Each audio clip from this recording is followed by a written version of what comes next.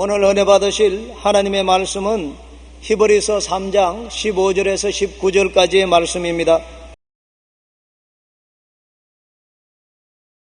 성경에 일러서되 오늘날 너희가 그의 음성을 듣거든 노하심을 격동할 때와 같이 너희 마음을 강팍해 하지 말라 하였으니 듣고 경록해 하던 자가 누구뇨? 모세를 쫓아 애굽에서 나온 모든 이가 아니냐? 또 하나님이 40년 동안에 누구에게 노하셨느뇨? 범죄하여 그 시체가 광야에 엎드러진 자에게가 아니냐? 또 하나님이 누구에게 맹세하사 그의 안식에 들어오지 못하리라 하셨느뇨? 곧 순종치 아니하던 자에게가 아니냐? 이로보건대 저희가 믿지 아니함으로 능히 들어가지 못한 것이라. 아멘. 패자는 쓸 곳이 없다는 제목으로 말씀을 나누고자 합니다. 어떤 독수리는 새끼가 날 수 있을 때가 되면 어미등이 없고 높이 올라가 공중에서 떨어뜨린다고 합니다.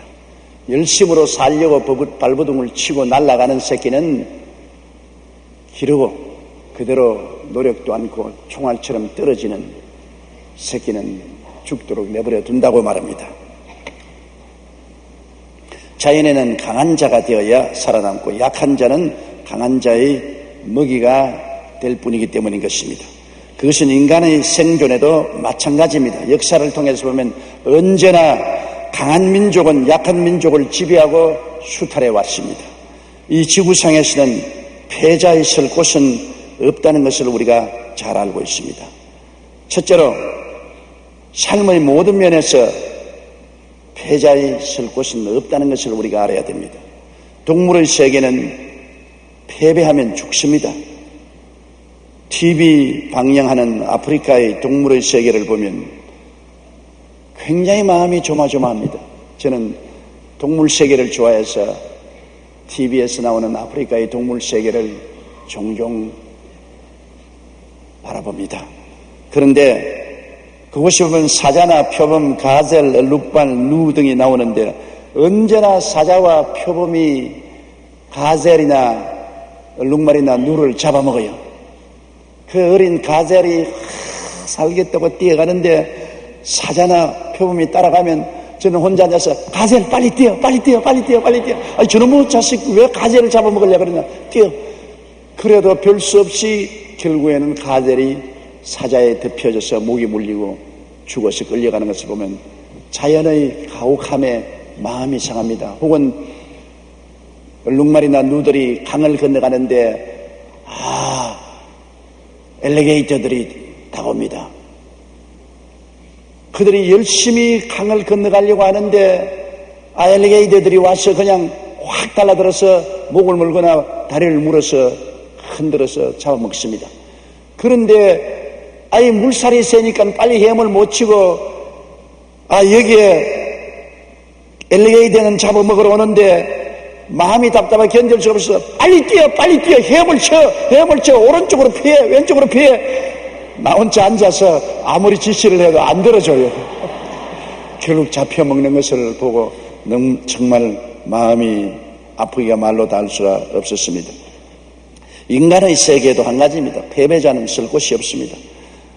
삶의 대열에서 떨어져 나가 버림받거나 잊어버림을 당합니다. 마라톤 경기를 보면은 선두 그룹에 뛰어가는 사람만 텔레비가 집중적으로 찍습니다. 우리들도 관심은 선두 그룹에 속에서 뛰는 사람에게 관심이 있지요. 그러나 선두 그룹에서 뛰다가 힘이 미쳐서 떨어져 나가면 우리의 관심사에서 떨어져 나가버리고 곧장 잊어버립니다. 항상 선두 그룹에 뛰는 사람들만이 관심의 초점이 되는 것입니다. 인생도 한 가지인 것입니다. 우리가 언제나 승리할 때 모든 사람과 함께 뛰지 패배해서 뒤로 물러나면 잊어버림 받고 제외되어 버리고 마는 것입니다. 그저 세상에 동정의 대상이 되고 불쌍히 여김의 대상을 되지 곧장 사람들에게 잊어버림을 당하는 것입니다. 우리가 뉴올리언스의 큰 수해를 보았습니다. 그곳에 집을 잃고 상처를 입은 사람들에 대해서 어느 정도까지는 동정을 하지만은 얼마 있지 않으면 세상은 먹고 살기에 바쁘고 생존 경제에 바쁘기 때문에 앞을 향해서 뛰어가고 그들은 다 뒤로 쳐져버리고 잊어버리고 사람들에게 제외되어버리고 마는 것입니다. 인생은 삶의 대열에서 떨어져 나가거나 버림받아버리면 곧장 잊어버림을 당하고 마는 것입니다. 그러므로 항상 우리는 패배자가 되어서는 안 됩니다. 인생 경주에서 승리자가 되어야 되고 선두그룹에 서서 함께 뛰어야만 하는 것입니다. 그러면 둘째로 오늘 우리가 패배자가 되지 않기 위해서 생각해야 될 것은 패배가 어디서 시작하냐는 것입니다. 삶의 패배는 태어날 때부터 패배를 안고 태어나는 사람은 없습니다. 또 운명적으로 패배할 수 없게 태어나는 사람도 없습니다. 삶의 패배는 마음에서부터 시작하는 것입니다. 생활 환경이나 운명 때문에 패배하는 것은 아닙니다. 패배는 마음에서부터 출발합니다. 이스라엘 백성이 광야 끝 가데스 바네에 와서 12정당꾼을 가나안 땅에 보내었던 사건을 여러분 잘 알고 있습니다. 40주 40야를 12명이 정탐하고 와서 10명은 굉장히 부정적인 보고를 했습니다. 그 보고를 들은 모든 이스라엘 백성들은 땅을 치고 통곡을 하고 장관을 세워서 애굽으로 돌아가자고 하나님과 모세를 대항했습니다. 그러자 하나님은 진노하셔서 10사람을 그 자리에서 죽이시고 부정적인 사람 모든 이스라엘 백성을 광야로 회진시켜 40년 동안 광야에서 방황하면서 다 죽게 만들었습니다. 오직 긍정적인 요수아와 갈렙만 그 후손을 데리고 적과 꿀이 흐르는 땅으로 들어갔던 것입니다. 그런데 이 10사람의 말을 듣고 낭패와 실망을 당하고 패배한 사람들은 어디에서 낭패와 실망을 당했느냐? 그들의 마음에서부터 출발한 것입니다. 생각에서 이미 패배한 사람은 어느 곳에 가나 패배하고 마는 것입니다. 꿈을 잃어버리고 가나안 땅을 사람 못 살 땅이라 비난하여 하나님의 말씀에 정면으로 대립했던 10사람과 그를 따르던 이스라엘 백성들은 이미 마음에서 패배한 사람들입니다. 이 사람은 어느 곳에 가나 패배할 수밖에 없기 때문에 하나님이 버리고 마는 것입니다. 민수기 13장 31절로 32절에 보면 그와 함께 올라갔던 사람들은 가로되 우리는 능히 올라가서 그 백성을 치지 못하리라. 그들은 우리보다 강하니라 하고 이스라엘 자손 앞에서 그 탐지한 땅을 악평하여 가로되 우리가 두루다니며 탐지한 땅은 그 거민을 삼키는 땅이라고 말한 것입니다. 이미 생각에 패배했습니다. 그 땅 백성은 강하고 우리가 보는 그 땅은 거민을 삼키는 황무지더라. 우리는 그곳에 가서 살 수 없다. 그렇게 마음속에 생각한 것입니다. 하나님께서는 젖과 꿀이 흐르는 땅이라고 말했는데 그들은 거민을 삼키는 황무지라고 말합니다. 하나님이 거짓말을 했나요? 그렇지 않습니다. 젖과 꿀이 흐르는 땅이라는 것은 꿈인 것입니다. 꿈은 현실이 아닙니다. 그러나 꿈을 바라보는 사람은 꿈이 현실을 그렇게 변화시켜 가는 능력을 나타내는 것입니다. 믿음은 바라는 것들의 실상이요 보지 못한 것들의 증거라고 말한 것입니다. 그러므로 우리가 꿈을 현실과 착각을 하면 안 됩니다. 현실이 아무리 험하게도 꿈이 있으면 꿈이 현실을 변화시키는 것입니다. 하나님이 젖과 꿀이 흐른다는 것이면 반드시 젖과 꿀이 흐르게 현실이 변화되어 갈 수 있는 것입니다. 그런데 그들은 생각에서 이미 부정적이 되었기 때문에 패배는 생각에서부터 출발합니다. 마음 생각 속에 못한다, 안 된다, 할 수 없다, 나는 실패자라고 생각하면 그 사람은 결단코 실패하고 마는 것입니다. 지킬 만한 것보다 내 마음을 지켜라. 생명의 근원이 이에서 난다고 말했는데 마음에서부터 실패의 썬물이 넘쳐나는데 승리할 도리는 결코 없는 것입니다. 생각이 부정적이면 패배는 기정사실입니다. 두말할 것 없어요. 사람의 말을 가만히 들어보고 이미 그 생각이 패배자의 생각이 있으면 그 사람은 절대로 실패하고 마는 것입니다. 시편 106편 24절로 26절에 저희가 낙토를 멸시하여 그 말씀을 믿지 아니하고 저희 장막에서 원망하며 야훼의 말씀을 청종치 아니하였도다. 이러므로 저가 맹세하시기를 저희로 광야에서 엎어지게 하시고라고 말한 것입니다. 이미 생각이 부정적인 사람들은 벌써 죽은 것이나 다름이 없습니다. 하나님께서 그들을 광야에 내리몰아쳐 다 그곳에서 죽게 만들고 말한 것입니다. 사무엘 스마엘이라는 심리학자는 생각은 행동을 낳고 행동은 습관을 만들고 습관이 쌓이면 성품이 되고 성품은 그 사람의 운명을 결정한다 했습니다. 운명은 벌써 생각에서부터 출발한다는 것입니다. 노만 빈센트 필 박사는 만일 우리의 머리에 패배감이 떠오르거든 그러한 생각에서 아예 몸을 피하라. 패배를 생각하면 실제에 있어서도 패배당하기 때문에 오히려 패배는 있을 수 없다는 태도를 취해야만 한다고 말한 것입니다. 한 미국의 청년이 알프스 산을 오르다가 심한 갈증을 느꼈습니다. 그런데 준비해간 물은 이미 바닥에 나서 목이 말라 견딜 수가 없는데 마침 알프스 계곡 사이에 맑고 깨끗한 호수가 보였습니다. 그는 당장 내려가서 단숨에 물을 벌컥 들이키었습니다. 그래서 매운 물이 시원했고 갈증도 완전히 해소되었습니다. 돌아서는데 호수 앞에 경고판이 하나 띄었는데 거기에 보니까 포이선이라는 말이 있거든요. 포이선이란 영어로는 독이란 말인 것입니다. 깜짝 놀랐습니다. 자기가 물을 마시고 돌아섰는데 그 호수 앞에 서 있는 간판은 포이선이라고 써 있습니다. 야, 내가 독을 마셨구나. 그러자 갑자기 구토가 나오고 배가 쥐어 털고 머리가 띵하고 열이 나고 어질거려서 몸을 가눌 수가 없었습니다. 창백해진 얼굴로 그는 빨리 동리로 내려가서 병원을 찾아가서 의사에게 내가 독이 있는 물을 마셨으니 이제 죽게 되었다고 살려달라고 그랬습니다.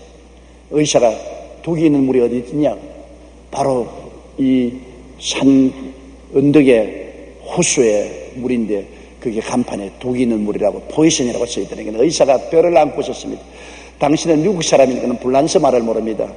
여기 불란서 말로 포이선은 보아종이라고 있는데 그것은 물고기란 말입니다. 물고기 잡지 마라 써놓은 것을 똑같은 단어인데 영어로는 포이선이라고 읽고 불란서는 보아종이라고 있는데 영어는 독이란 말이고 불란서 말은 물고기란 말입니다. 그곳에 불란서 여행객들이 와서 하도 물고기를 잡으니까 물고기 잡지 말라고 써는 간판입니다. 당신 독을 마신 것이 아닙니다. 그러니까 그 길로 얼굴이 정상으로 돌아오더니만 배가 아프니까 아프지 않다고 건강해지고 까딱없었습니다. 생각으로 죽었다가 생각으로 살아난 것입니다. 사람의 생각은 자기 육체에만 그런 영향력을 미치는 것이 아닙니다. 사람의 생각은 자기의 운명과 환경에도 절대적인 영향력을 미치게 된 것입니다. 그러므로 어떤 일을 하든 우리의 생각이 부정적이면 그 생각대로 패배는 기정사실이 되고 마는 것입니다. 부정적인 군인을 일선에 보내면 전쟁에 집니다. 부정적인 일꾼을 일터에 보내면 일을 성사시키지 못합니다. 할 수 없다는 사람이 어떻게 해내요? 자화상에서 이미 패배한 사람은 이 세상에서 승리할 수 없습니다. 이스라엘 백성은 그들의 마음의 자화상에서 이미 가나안에 들어가기 전에 패배자의 자화상을 가지고 있었습니다. 가나안 땅의 대장부에 비해 자기들은 메뚜기라고 말했었습니다.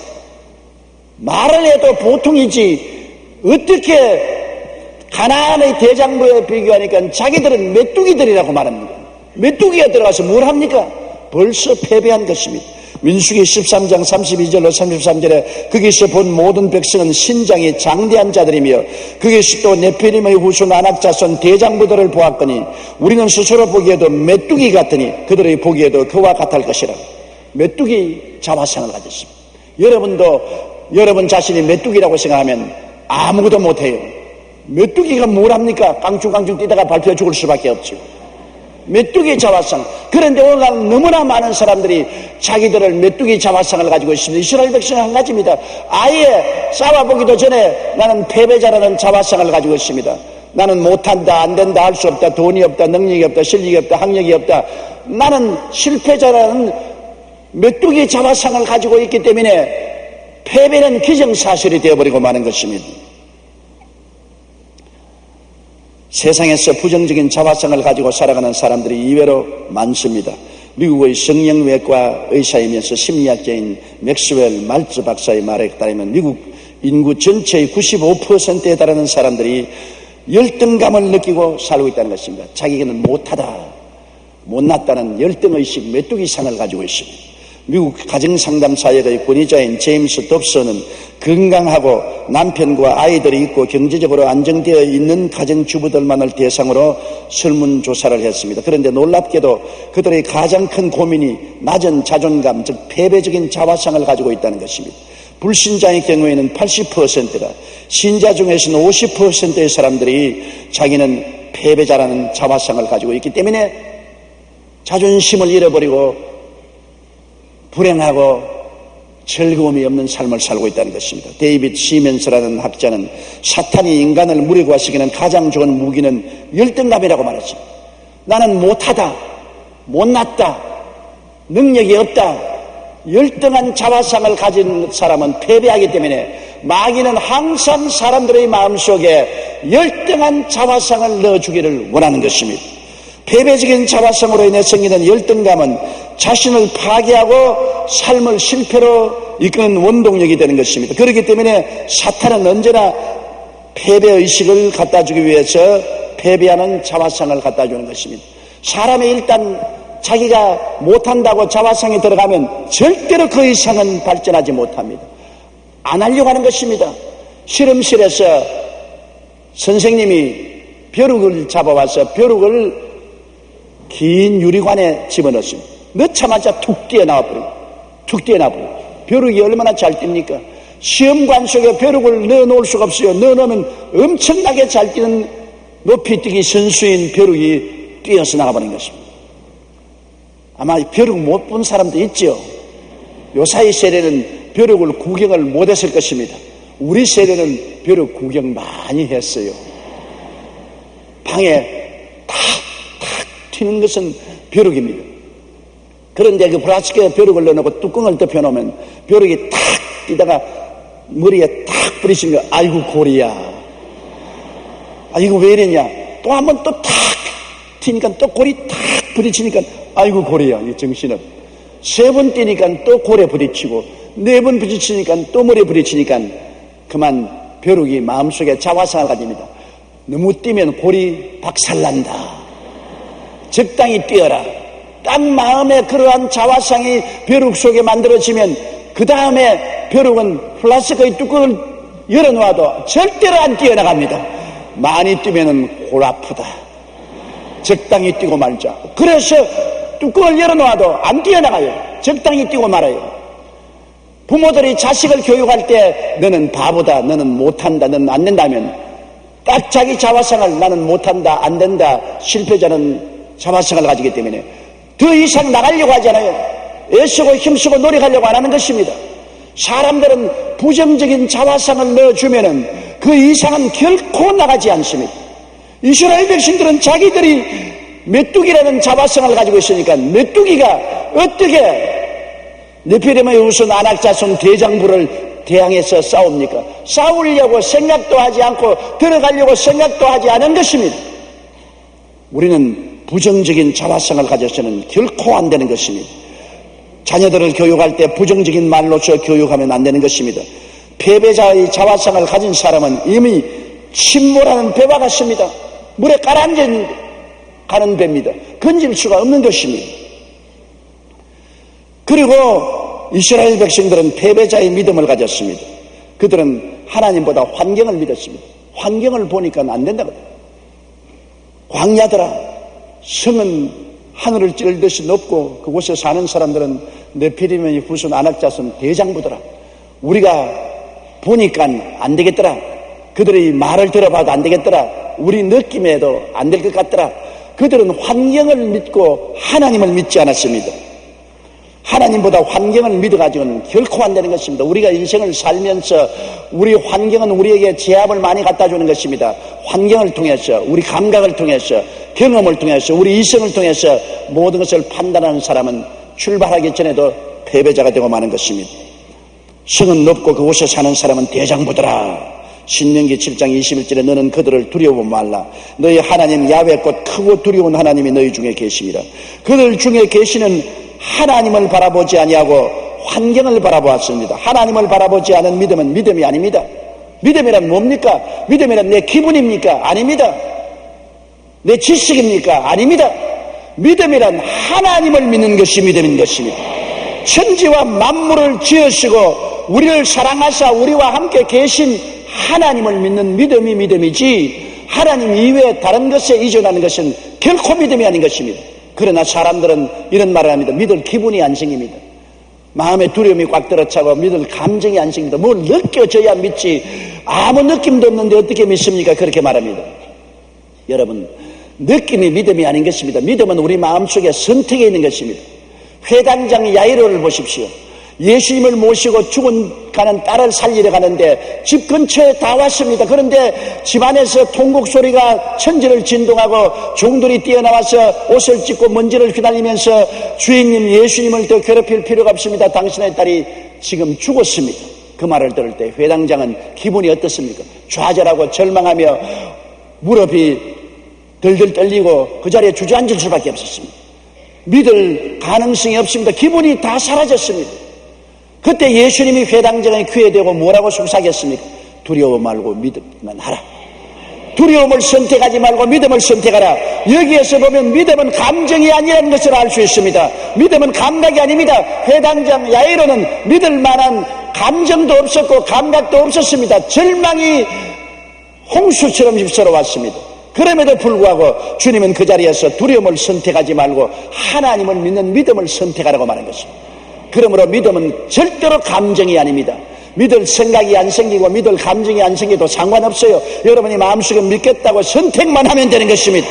하나님을 나는 믿겠다. 살든지 죽든지 흥하든지 망하든지 성하든지 쇠하든지 눈에는 아무 증거 안 보이고 귀에는 아무 소리 안 들리고 손에는 잡히는 건 없어도 나는 하나님을 믿는 것을 선택하겠다. 나는 믿는다. 이게 믿음인 것입니다. 이를 하나님이 귀하게 여기시고 이런 믿음을 보시고 내 믿음대로 될지어다 할 수 있거든이 무슨 말이냐? 내 믿음대로 될지어다라고 말씀하는 것입니다. 신명기 11장 25절에 너희 하나님 야훼께서 너희에게 말씀하신 대로 너희 밟는 모든 땅 사람들로 너희를 두려워하고 무서워하게 하리니 너희를 능히 당할 사람이 없으리라. 하나님이 이렇게 말씀을 해주는데 왜 하나님 말씀을 저버리고 사람들을 바라보고 육신의 눈으로 본 것을 따라가는 것입니까? 민수기 14장 11절에도 이 백성이 어느 때까지 나를 멸시하겠느냐? 내가 그들 중에 모든 이적을 행한 것도 생각지 아니하고 어느 때까지 나를 믿지 않느냐? 하나님을 믿지 않은 것은 하나님을 멸시하는 것입니다. 하나님을 무시하는 것입니다. 성경에는 볼지어다 세상 끝날까지 내가 항상 너희와 함께 하리라고 말씀하신 것입니다. 지금 이 자리에 하나님은 와 계신 것입니다. 예수님이 너희 두세 사람이 내 이름으로 모인 곳에는 나도 너희 가운데 있겠다고 말씀한 것입니다. 이 하나님을 인정하고 믿지 아니하면 하나님을 무시하고 멸시하는 것이 되고 마는 것입니다. 우리 예수 믿는 사람들은 언제나 믿음을 선택하고 환경을 선택해서는 안 되는 것입니다. 그리고 이스라엘 백성들은 패배자의 말을 했습니다. 여러분, 말이 우리를 묶고 사로잡습니다. 내 입에 말로 내가 묶였으며 내 입에 말로 내가 사로잡힘을 받았다고 말하는 것입니다. 말이 하나님의 임재를 모셔오며 말이 하나님의 능력을 모셔오는 것입니다. 하나님 나를 보혈로 덮어주시옵소서. 그러면 입술에 말이 보혈로 나를 덮는 것입니다. 옛날에는 짐승을 잡아 피를 우슬초에 묻혀서 뿌렸지만은 오늘날은 우리 피를 짐승에서 뽑을 필요가 없습니다. 예수님이 십자가에서 영문의 피를 흘렸는데 그 피를 어떻게 우리가 우리 몸에 바르느냐? 말로서 바르는 것입니다. 예수님의 피로서 내 몸을 덮어주시옵소서. 그러면 그 말로서 예수님의 피를 덮는 것입니다. 예수님의 보혈로서 우리를 덮어주시옵소서. 우리의 말로서 예수님의 보혈로 덮는 것입니다. 말이 위대한 하나님의 능력을 우리에게 접촉시키는 것입니다. 죽고 사는 권세가 혀에 있으니 혀를 사용하려는 그로 말미암아 살리라고 말씀하고 있는 것입니다. 민수기 14장 1절로 3절에 보면 온 회중이 소리를 높여 부르짖으며 밤새도록 백성이 통곡하였더라. 이스라엘 자손이 다 모세와 아론을 원망하며 온 회중이 그들에게 이르되 우리가 애굽 땅에서 죽었거나 이 광야에서 죽었다면 좋았을 것을 어찌하여 야훼가 우리를 그 땅으로 인도하여 칼에 망하게 하려고 하는고 우리 처자가 사로잡히리니 애굽으로 돌아가는 것이 낫지 아니하랴. 정말 망할 소리 합니다. 얼마나 부정적인 말을 합니까? 파멸적인 말을 하는 것입니다. 이 말이 저들을 사로잡고 이 말이 저들을 붙잡은 것입니다. 죽고 사는 권세가 말에 있는데 말을 죽도록 하고 있는 것입니다. 패배의 말, 사망의 말, 좌절과 절망의 말을 하고 그곳에서 승리해 나올 수가 있겠습니까?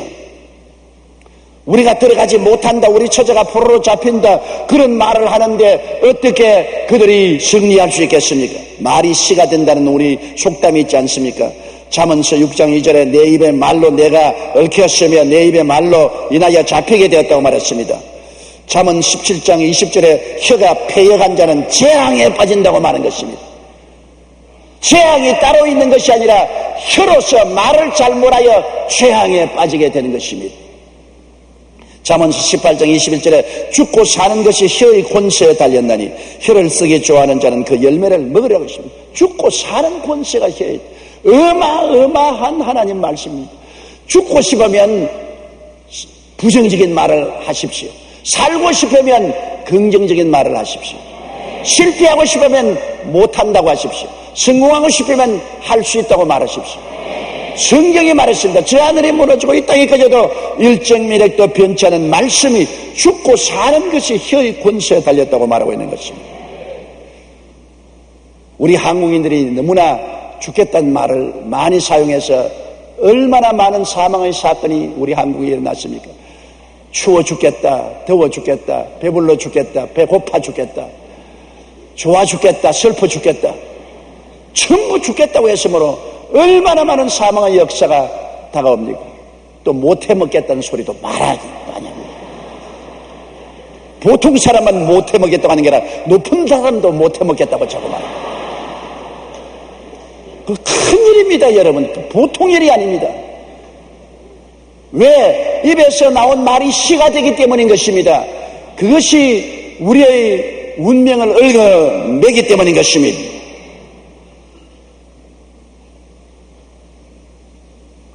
주님께서는 우리의 말에 대해서 깊은 관심을 기울이고 있는 것입니다. 예수님이 두로와 시돈 지역에 갔을 때 수로보니게 여인이 뛰어와서 주님이시여 내 딸이 흉악하게 귀신 들려 싸우니 고쳐주옵소서.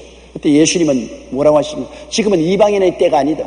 이스라엘 잃어버린 양을 찾으러 왔으니 십자가 이전에는 이방인의 때가 아닙니다. 그러므로 내 자녀에게 줄 떡을 취하여 개에게는 줄 수가 없다. 이방인은 개다.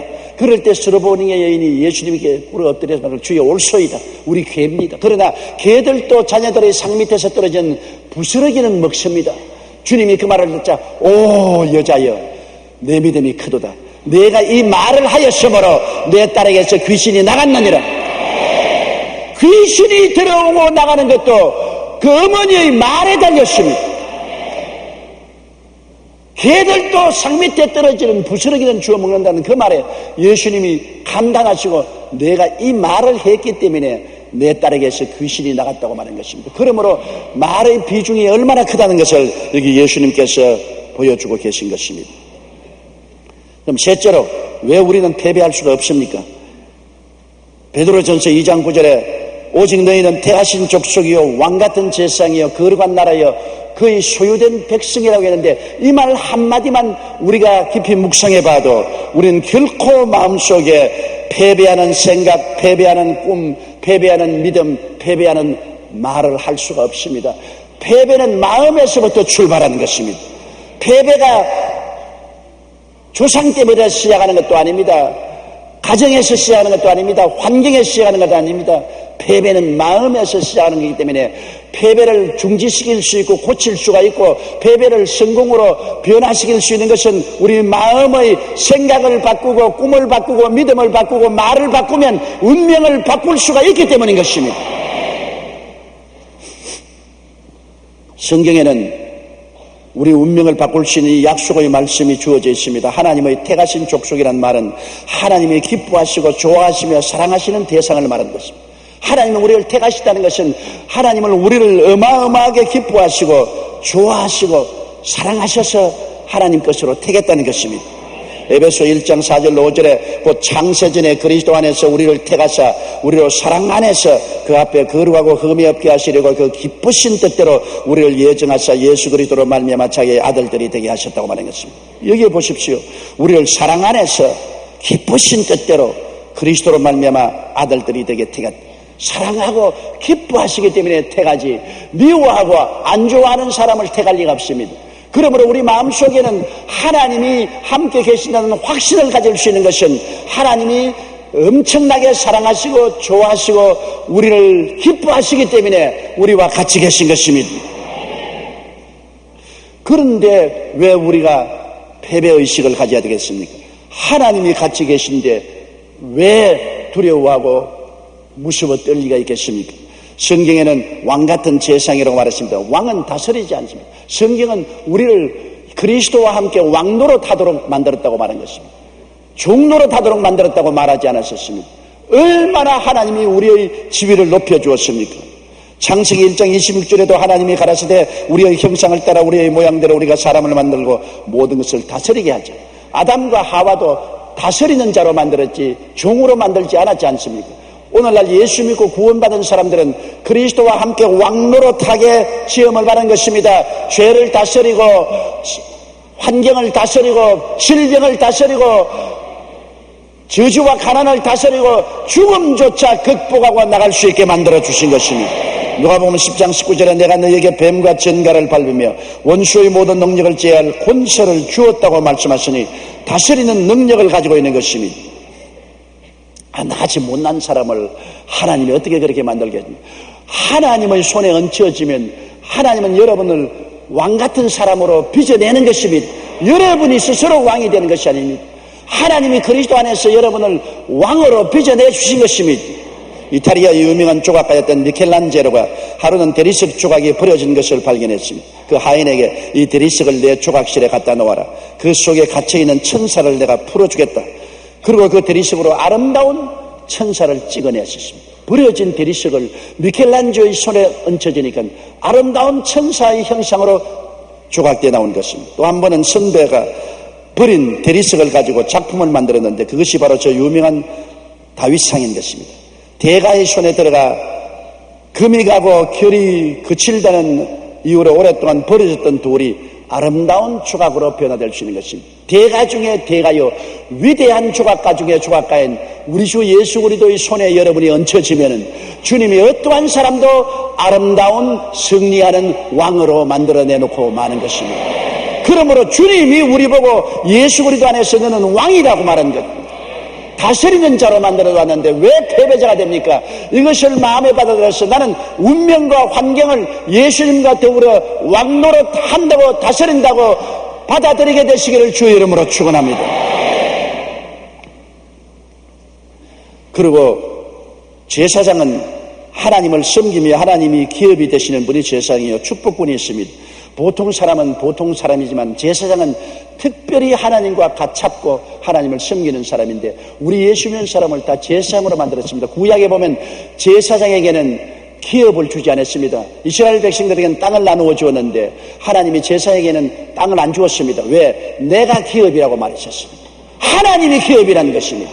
우리를 왕같은 제사장으로 삼았을 때 하나님과 특별히 가까이 계셔서 하나님을 섬기고 하나님이 내가 너희 기업이 되겠다. 너희 무엇을 먹을까 입을까 마실까 어떻게 살까를 내가 책임져 주겠다.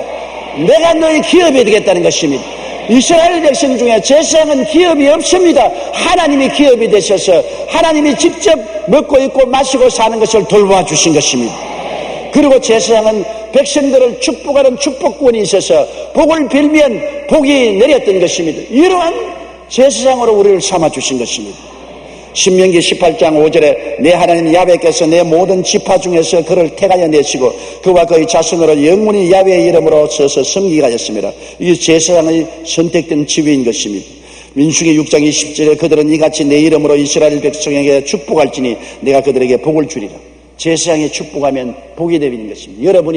여러분 가족을 위해서 축복하면 가족이 복을 내리고 이웃을 위해서 축복하면 이웃이 복을 내리고 나라와 민족을 위해서 축복하면 나라와 민족에 복이 내리는 것입니다. 왜냐하면 하나님이 여러분을 왕으로 제사장으로 삼았기 때문에 하나님과 특별히 가까운 사람들이요 하나님이 여러분의 기업이 되시고 축복권을 가진 사람들이 된 것입니다. 그리고 성경은 우리가 거룩한 나라가 되었다는 것입니다. 세상 나라 가운데 있는 하나님의 나라이요 하나님의 백성이요 하나님의 땅입니다. 하나님이 다스린 것입니다. 하나님의 나라니까 하나님이 왕이 되시고 주권자가 되시고 하나님이 지배하시고 다스리는 나라가 된 것입니다. 천국이 여기 있다 저기 있다 하지 마십시오. 여러분 한 사람 한 사람이 모두 다 미니 천국입니다. 옆에 있는 분들에게 당신은 미니 천국입니다 그렇게 말씀하십니다. 여러분이 하나님의 나라요 하나님의 백성이요 하나님이 여러분 가운데 성령으로 거하시고 여러분을 돌보시고 다스리는 것입니다. 요한계시록 1장 6절에 그 아버지 하나님을 위하여 우리를 나라와 제상으로 삼으신 그에게 영광과 능력이 세시도록 있을지어다 그렇게 말씀한 것입니다. 성경 출애굽기 19장 5절로 6절에 보면 너희가 내 말을 잘 듣고 내 언약을 지키면 열국 중에서 내 소유가 되겠고 너희가 내게 대하여 제사장 나라가 되며 거룩한 백성이 되리라고 말씀한 것입니다. 그리고 성경은 하나님께서 우리를 특별히 그의 소유된 백성이라 말한 것입니다. 자기의 소유물을 돌보고 관심을 가지고 지키지 않습니까? 여러분 소유물을 얼마나 돌보지 않아요? 집도 내 집은 내가 돌보고 수선하고 깨끗하게 만들지 않아요. 내 논밭을 관심을 가지고 지키지 않아요.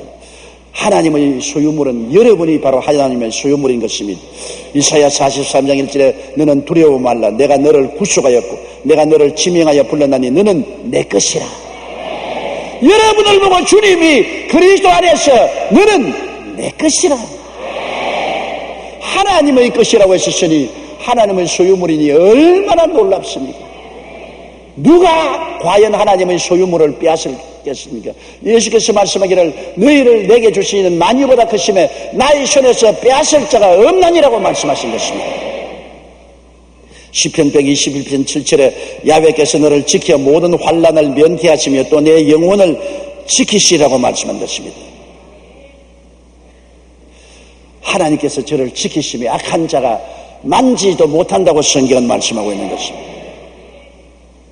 하나님은 예수님의 생명의 값으로 우리를 사시고 장차 천국을 상속으로 주실 후사로 세우셨으니 얼마나 돌보시겠습니까?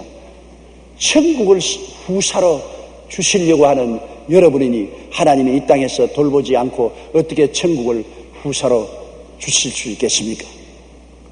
디도서 3장 7절에 우리로 저 은혜를 힘입어 의롭다 하심을 얻어 영생의 소망을 따라 후사가 되게 하리 하심이라고 말씀하셨으며 요한복음 10장 28절에 내가 저희에게 영생을 주노니 영원히 멸망치 아니할 때요 또 저희를 내 손에서 빼앗을 자가 없느니라고 말씀하고 계신 것입니다. 삶의 성공도 실패도 마음에 있습니다. 지킬 만한 것보다 내 마음을 지켜라 생명의 근원이 이에서 난다고 말한 것입니다. 마음에서 패배를 받아들인 사람은 쓸 곳을 잃어버리고 맙니다. 이 땅에 나는 쓸 곳이 없다. 그것은 마음의 패배를 받아들인 사람이 쓸 곳이 없지 마음의 패배를 안 받아들인 사람에게는 얼마든지 쓸 곳이 있는 것입니다. 우리 예수 믿는 사람은 결코 마음에서 패배를 받아들일 수가 없습니다. 우리는 이기기 위해서 태어난 자들인 것입니다. 실패하고 패배하기 위해서 태어난 것이 아닙니다. 우리는 승리하기 위해서, 성공하기 위해서, 축복받기 위해서, 천국 백성이 되기 위해서 태어난 사람들인 것입니다. 생각을 바꿔야 됩니다. 자화상을 바꿔야 되는 것입니다. 믿음을 바꿔야 되는 것입니다. 말을 바꿔야 되는 것입니다. 패배를 내어 쫓아버리고 실패를 내어 쫓아버리고 마귀를 내어 쫓아버리게 되시기를 주의 이름으로 축원합니다. 뉴욕의 방탄조끼 만드는 회사 이야기를 아주 감명 있게 제가 들었습니다. 처음에 이 회사 사장은 조그마한 구멍가게를 경영하시는데 한 달에 권총 강도 4번을 당해서 있는 것 다 틀려버렸습니다. 보통 사람 같으면 권총 강도가 4번이나 난 구멍가게를 들어갔으면 낙심해야 될 건데 그는 주저앉아서 어떻게 하면 권총 강도를 이기고 장사를 계속할까 연구를 하다가 권총 강도가 총을 쏴도 총알이 안 들어갈 방탄조끼를 만들었습니다. 두툼한 방탄조끼를 만들어서 그 다음 그것을 입고 또 가게를 하니까 이웃 가게 사람들이 와서 너 입고 있는 그게 뭐냐? 이거는 권총을 쏴도 안 들어온다. 총을 쏴도 안 들어오는 조끼다. 그러니까 옆에 있는 점원들이 너도 나도 없이 만들어 달라 그럽니다. 왜? 권총 강도가 많으니까. 그래서 권총 강도를 막기 위한 방탄조끼를 만들다 보니까 소문이 나서 미국 전국에서 주문이 들어온, 애야 구멍가게 집어치워버리고 권총 강도를 막는 방탄조끼 회사를 만들었는데 얼마나 성공을 했더니 지금 세계에서 제일 가는 방탄조끼 회사가 되고 구멍가게 운영하는 것보다 훨씬 큰 부자가 된 것입니다. 좌절하고 절망하고 안 된다고 주저앉았으면 그는 구멍가게도 닫아버리고 거지가 되는지 모르겠지만은 낭패와 실망 때도 그것을 받아들이지 아니하고 오히려 그것을 기회로 삼아서 나갈 것을 궁리했기 때문에 화가 복이 되고 마는 것입니다. 전화위복이 된 것입니다. 우리의 인생의 모든 낭패와 실망은 주님께서 같이 계시면 전화위복이 됩니다. 하나님을 사랑하는 자, 곧 그 뜻대로 부르심을 입은 자들에게는 모든 것에 합력하여 선을 이루나니라. 놀라운 하나님의 말씀입니다. 요셉이 또 말했지 않습니까? 형들은 나에게 악을 행했었으나 하나님은 그를 선으로 바꾸셨다. 악을 선으로 바꾸는 하나님이 같이 계신데 우리 마음속에 우리가 부정적인 생각을 받아들여서는 안 될 것입니다. 그러므로 오늘 이후로 여러분의 성공도 실패도 마음에서 시작한다는 것을 알아야 되는 것입니다.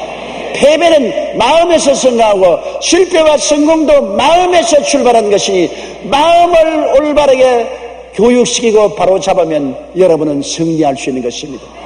하나님의 말씀을 통하여 생각을 바로 잡고 꿈을 바로 잡고 믿음을 바로 가지고 바른 승리의 긍정적인 말을 하기 시작하면 운명이 달라지는 것입니다. 로마서 8장 33절로 39절까지를 우리 다 함께 소리내어 읽어보십시다. 누가 능히 하나님의 택하신 자들을 송사하리요? 의롭다 하시는 하나님이시니 누가 정죄하리요? 죽으실 뿐 아니라 다시 살아나시는 그리스도 예수시니 그는 하나님 우편에 계신 자요 우리를 위하여 간구하시는 자시니라. 누가 우리를 그리스도의 사랑에서 끊으리요? 환난이나 공고나 핍박이나 기근이나 적신이나 위험이나 칼이랴. 기록된 바 우리가 종일 주를 위하여 죽임을 당게 되며 도찰할 양같이 여김을 받았나이다 함과 같으니라. 그러나 이 모든 일에 우리를 사랑하시는 이로 말미암아 우리가 넉넉히 이기느니라.